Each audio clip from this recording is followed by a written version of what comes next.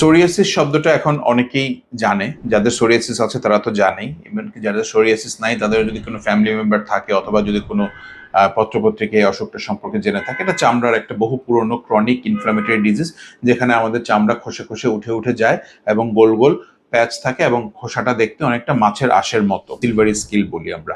তো এটা আমরা এখন অনেকেই জানি। এখন সোরিয়াসিসের অনেক ধরনের ওষুধ আছে, সেটা মুখে খাওয়ার ওষুধ, ব্যবহারের ওষুধ কিংবা ফটোথেরাপি ইত্যাদি ইত্যাদি, এবং নতুন অনেক ধরনের ওষুধ আছে, এমনকি বায়োলজিক্স পর্যন্ত কিংবা বায়োলজিক সিমিলার ওষুধও বাজারে আছে। তো আমি ওই কথা যাচ্ছি না।